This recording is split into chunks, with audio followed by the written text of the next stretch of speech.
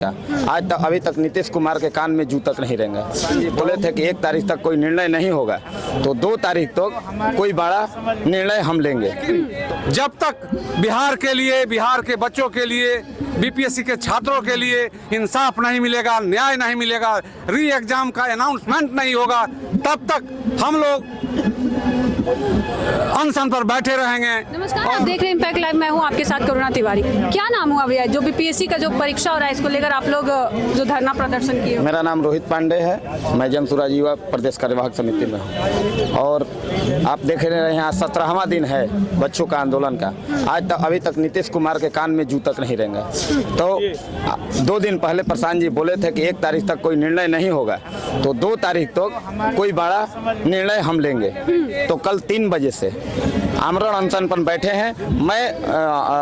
हम लोग प्रशांत जी के समर्थन में और बच्चों के समर्थन में रात में भी बैठे थे और आज भी बैठेंगे। जब तक मुख्यमंत्री नीतीश कुमार कोई फैसला नहीं लेते हैं तब तक हम लोग का आमरण अनशन जारी रहेगा। आपका। अगर कल परीक्षा नहीं रद्द होती है तो क्या करेंगे? ठीक है, हम अपना काम कर रहे हैं, मुख्यमंत्री जी अपना काम करें। बिहार में बीपीएससी परीक्षा की जो पेपर लीक हुई उसको लेकर आमरण अनशन लगातार जारी है जनसुराज की तरफ से। कई सारे नेता है। क्या नाम हुआ सर आपका? मेरा नाम नियाज अहमद हुआ, जिला अध्यक्ष जनसुराज गोपालगंज, सह प्रदेश उपाध्यक्ष बिहार। अच्छा, एक बात बताइए, अभी जो लाठी चार्ज हुआ था उसको लेकर प्रशांत किशोर के ऊपर सत्ता पक्ष और विपक्ष दोनों ही पार्टियां सवाल खड़ा कर रही है कि ये छात्रों को भड़का रहे हैं। क्या है? देखिए, आज तक पूरे भारत के इतिहास में कोई भी शिक्षा के लिए जो शिक्षा में भ्रष्टाचार है, बार बार पेपर लीक हो रहा है, जैसे नीट का पेपर लीक हुआ, बीपीएससी का लीक हुआ, लेकिन किसी ने आवाज नहीं उठाया। आज हमारे युवा नेता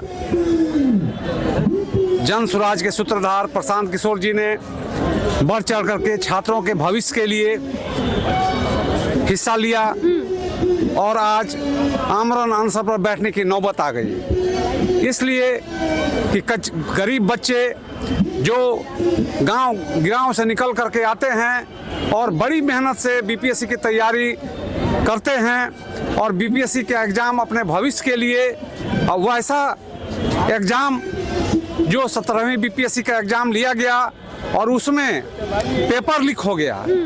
आए दिन नीट का पेपर, पिछले साल नीट का पेपर जो है 2023 में लीक हुआ। आए दिन ये घटना होती रहती है। इसको देखते हुए हमारे नेता प्रशांत किशोर जी ने आमरण अनशन, बच्चों के भविष्य के लिए आमरण अनशन पर बैठे हुए हैं। लेकिन विपक्ष की पार्टियां जो रोटी सेक रही हैं टेलीफोन के माध्यम से, ट्वीट के माध्यम से, इन लोगों को मैं चेतावनी देता हूं, मैं चैलेंज करता हूं, चुनौती देता हूं कि आप आएं और बच्चों के भविष्य के लिए आप धरना प्रदर्शन जो करना है करें। लेकिन ये लोग घर में बैठ करके सिर्फ ट्वीट करके राजनीति करते हैं। ऐसे बिहार का भविष्य नहीं बदलेगा। जो हमारा जनसुराज अभियान है, अब पार्टी बन गई है, यह जो है नया बिहार बदलने के लिए हम लोग आगे खड़े हैं और जब तक बिहार में 5 मांगे पूरी नहीं होंगी हम लोग नीतीश कुमार की सरकार का चूल हिलाने का काम करेंगे। और साथ ही साथ हमारी 5 मांगे जब तक पूरी नहीं होंगी, कल हम लोगों का बीपीएससी का एग्जाम हो रहा है, उसमें जो बच्चे जाना चाहते हैं वो जाएं। लेकिन जब तक बिहार के लिए, बिहार के बच्चों के लिए, बीपीएससी के छात्रों के लिए इंसाफ नहीं मिलेगा, न्याय नहीं मिलेगा, री एग्जाम का अनाउंसमेंट नहीं होगा, तब तक हम लोग अनशन पर बैठे रहेंगे और सरकार का जान छोड़ने वाले नहीं हैं। अच्छा सर, आपका नाम क्या हुआ? संजय कुमार चंद्रवंशी, आरा के जगदीशपुर विधानसभा के। अच्छा संजय जी, सबसे पहला सवाल है कि जो सरकार, कल ही इसका पहले एग्जाम होने वाला है बीपीएससी का, लेकिन अभी तक इस पर कोई भी आदेश नहीं आया या फिर कोई भी ट्वीट नहीं आया आयोग की तरफ से। क्या लग रहा है कि ये कैंसिल होगा? लेन देन का मैटर सब ये लोग पहले ही क्लियर कर चुके हैं। जब सरकार मान रही है बापू टावर में सेंटर को कैंसिल किया गया तो सरकार तो यह बात मान रही है, क्यों दोबारा परीक्षा ले रही है? और जब 4 लाख हमारे विद्यार्थी हैं तो 12,000 14,000 क्यों री एग्जाम होगा सिर्फ 18,000? तो आप सोचिए कि 2,2200 सीट है, 18,000 विद्यार्थी वहाँ। जी बिल्कुल बिल्कुल, आइए देखिए देखिए हम लोग का जब यहाँ पे डिमांड है कि देखिए वो बापू परीक्षा हॉल देखिए बापू परीक्षा हॉल माननीय मुख्यमंत्री जी का, ठीक है, ये एक ड्रीम प्रोजेक्ट था। वो ड्रीम प्रोजेक्ट के तहत ये एशिया का सबसे बड़ा परीक्षा भवन था, ठीक है। यहाँ पे 18,000 का कैपेसिटी था, 18,000 बच्चा का सेंटर पड़ा था, लेकिन कुछ 13,000 के समथिंग बच्चे ने एग्जाम दिया। तो यहाँ पे बात होता है कि वहाँ पे जब आप आयोग बोलता है कि 11 बजे से अगर 1 मिनट भी ज़्यादा हुआ तो बच्चे को एंट्री नहीं दिया जा सकता, लेकिन वहाँ पे 12 बजे से परीक्षा स्टार्ट होना था, 1 बजे बच्चे सबको प्रश्न पत्र बांटा जा रहा है और वो भी प्रश्न पत्र सील पैक नहीं था। तो आयोग का ही ये निर्देश है कि सील पैक ही पहले सिग्नेचर कराया जाता। हमको 3 बार मेंस दिए, ये बड़ा पहले सील पैक वो सिग्नेचर करवाया जाता 2 स्टूडेंट से, फिर उसके बाद प्रश्न पत्र को सामने में कट किया जाता, फिर निकाला जाता। अच्छा, आपने भी ये परीक्षा दिया है? हाँ, मेरा ये इंटरव्यू मतलब 69 का इंटरव्यू दिए हुए थे। सबसे पहले आपको बधाई कि आपका इंटरव्यू नहीं मेरा नहीं हुआ, मैरिड नहीं। तो 70 मेरा हम लोग का ये जो था होप है, आखिरी उम्मीद था कि इसमें इतना वैकेंसी था, तो हम लोग सोचे कि हम लोग तो रैंकर्स में आ जाएंगे। अच्छा, आपका नाम क्या हुआ? मेरा नाम आयुष है। आयुष जी, एक सवाल और भी उठ रहा है कि जितनी ज्यादा वैकेंसी उतना ज्यादा भ्रष्टाचार, जितनी कम वैकेंसी उतना कम भ्रष्टाचार। देखिए भ्रष्टाचार अगर नहीं होता तो देखिए यहाँ पे आयोग की ही गलती, अनियमितता आपने बरती, अधिकारी आपके लेट पहुंचे, वहाँ पे क्वेश्चन आपका फॉल्ट हुआ।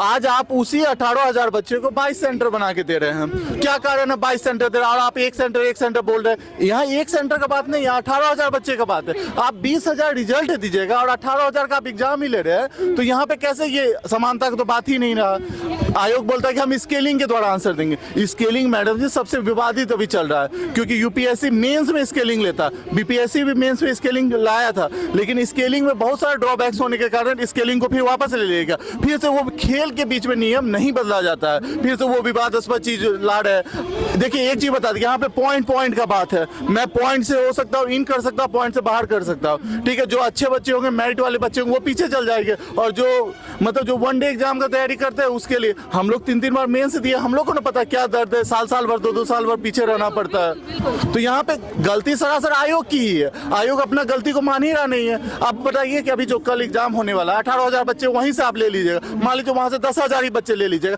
कट ऑफ ऑलरेडी ऊपर चले जाएगा। अगर मान लीजिए मतलब नॉर्मलाइजेशन का जो सवाल उठ रहा है, नॉर्मलाइजेशन पहले से वो देखिए पहले से नॉर्मलाइजेशन यह स्पष्ट कर दिया गया है आयोग के द्वारा, मनु भाई परमार के द्वारा, कि आगे आने वाले एग्जामिनेशन में चाहिए एग्जामिनेशन किसी में हम लोग नॉर्मलाइजेशन नहीं करें। जब आप नॉर्मलाइजेशन नहीं कर रहे हैं तो स्केलिंग जो कर रहे हैं, स्केलिंग देखिए मैडम होता क्या, मान लीजिए कि यहाँ पे सभी आदमी को पूछा जाए कि भारत के राष्ट्रपति कौन है, तो आदरणीय श्री द्रौपदी मुर्मू जी है, सब बता दिया जाएगा। हम पूछेंगे कि बारबाडोस के राष्ट्रपति कौन है, बताइए किसको पता है बारबाडोस का कौन है?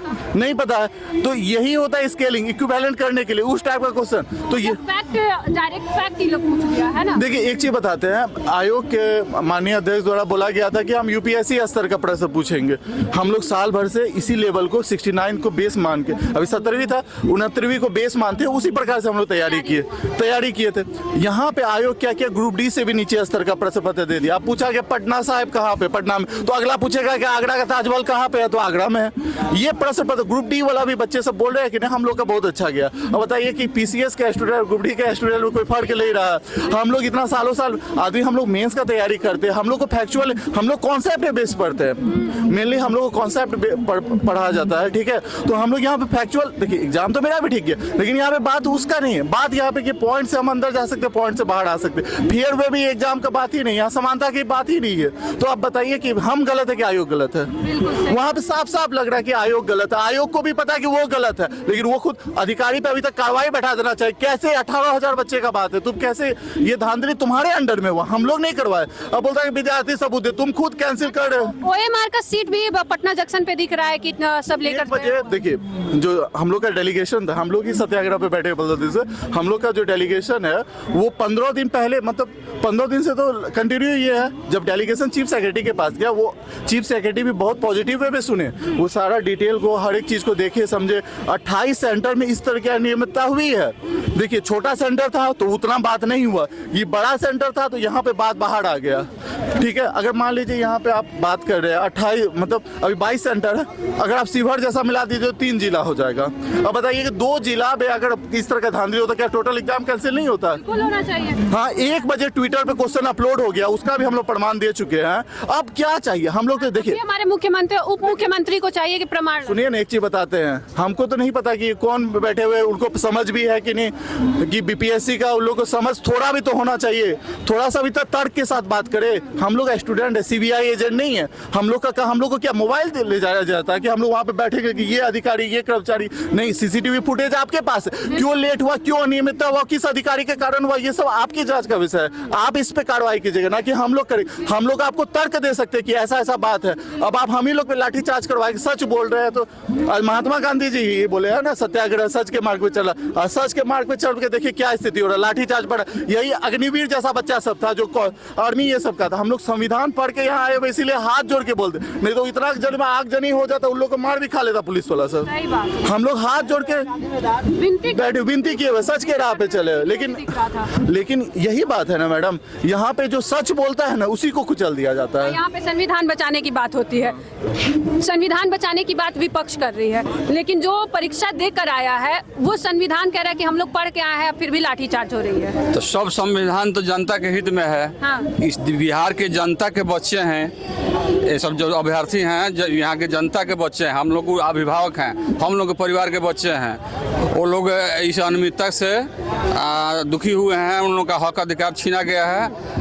भ्रष्टाचार से परीक्षा में जो भ्रष्टाचार होती है, कदाचार होती है, उससे तो उसके लिए हम सब, चाहे वो छात्र हो, अभ्यर्थी हो, हम लोग अभिभावक हैं, हम लोग के बच्चे हैं, उनके हित के लिए हम लोग महात्मा गांधी के शरण में आए हैं कि गांधी जी ने इन गोरे अंग्रेजों को भगाने के लिए जो कदम उठाया, उससे गोरे अंग्रेज भागे।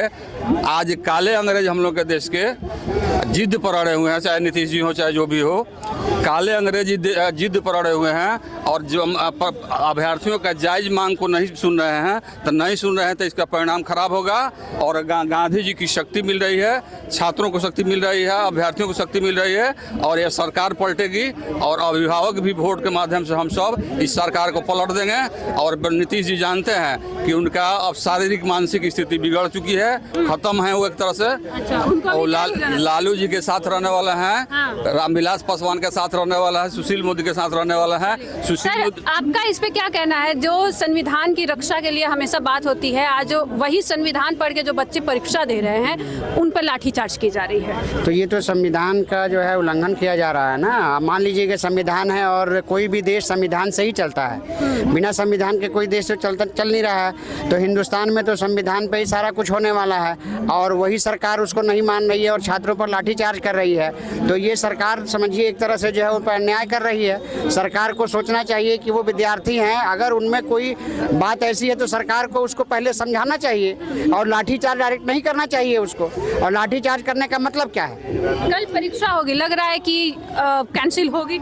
अब ये तो देखिए आगे, ये तो की तरफ से एक भी नोटिस अभी अभी तक तो नोटिस नहीं है, लेकिन अभी समय है। देखिए सुखबुगा नहीं रही है, आयोग भी जो है अभी उस विचार कर रही है उसके बारे में। अभी टाइम है हम लोगों के पास। देखिए 24 घंटा हो जाता है, उसके बाद फिर सरकार क्या निर्णय लेती है, उसके बाद फिर हम लोग अपने मिशन को बढ़ाएंगे।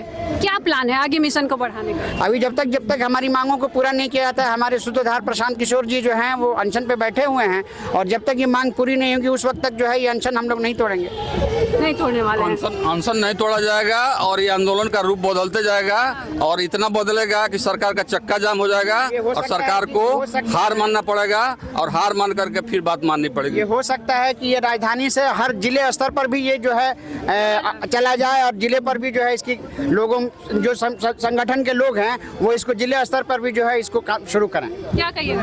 हम ये कहना चाहेंगे कि बिहार सरकार जो है वो पूरे तौर पर दमनात्मक कार्रवाई कर रही है छात्रों के ऊपर, और ये जो दमनात्मक कार्रवाई है इससे समस्या का समाधान नहीं होगा। छात्र जो हैं उनके सामने ये बात गुजरी है, जब वो एग्जाम दिए हैं उनके सामने भ्रष्टाचार हुआ है, उनके सामने पेपर लीक हुआ है, सब कुछ उनके सामने हुआ है। वो कह रहे हैं कि हमारी ज़िंदगी का सवाल है, पुनः री एग्ज़ाम होना चाहिए। अगर री एग्ज़ाम नहीं होगा तो हमारे साथ न्याय नहीं हो पाएगा। तो बच्चों को न्याय देने के लिए री एग्ज़ाम जरूरी है। और जब ये डिमांड कर रहे हैं बच्चे सरकार से, तो सरकार उनके ऊपर लाठी चला रही है और इस ठंडा के मौसम उन पर पानी का बौछार कर रही है। तो ये बहुत बड़ी गलत बात है और ये बात बर्दाश्त से बाहर है। और इसीलिए प्रशांत किशोर जी ने कहा था कि 2-3 दिन के अंदर में अगर सरकार कोई डिसीजन नहीं लेगी तो हम मूवमेंट में जाएंगे। और उसी का परिणाम है कि आज ये प्रशांत किशोर जी अगर कल कैंसिल नहीं होता है तो प्रशांत किशोर का आप लोगों का क्या आगे का प्लान है? देखिए, बात तो स्पष्ट है, प्रशांत किशोर जी आमरण अनशन पर बैठे हैं। चाहे परिणाम जो हो, जब तक हम बच्चों के अधिकार को और बच्चों को न्याय को नहीं दिलाएंगे, हम आमरण अनशन से हटने वाले नहीं हैं। हमारा संघर्ष निरंतर जारी रहेगा और तब तक जारी रहेगा जब तक हम सरकार को इस बात के लिए बाध्य नहीं कर देंगे कि आप बच्चों को न्याय दीजिए। न्याय चाहिए, बिल्कुल न्याय चाहिए। चलिए देखिए, प्रशांत किशोर लगातार जो आमरण अनशन पर बैठे हुए हैं, इसे लेकर भी कई तरह की तमाम राजनीतिक जो रोटियां कह सकते हैं कि सेकी जा रही है, इस पर भी कई तरह के सवाल खड़े हो रहे हैं। कल परीक्षा होने वाली है, क्या होगा? आपको क्या लग रहा है कि क्या सरकार इस पर कुछ सुगबुगाहट लेगी? पहली ऐसी पार्टी है जो पहली बार आकर आमरण अनशन या फिर कोई किसी तरह का ये कर रही है बच्चों के हित के लिए, बच्चों के लिए बैठी हुई है, अभ्यर्थियों के लिए। आपका क्या कुछ करना है इस पर आप भी हमारे साथ साझा करें। देखते रहे इम्पैक्ट लाइव। धन्यवाद।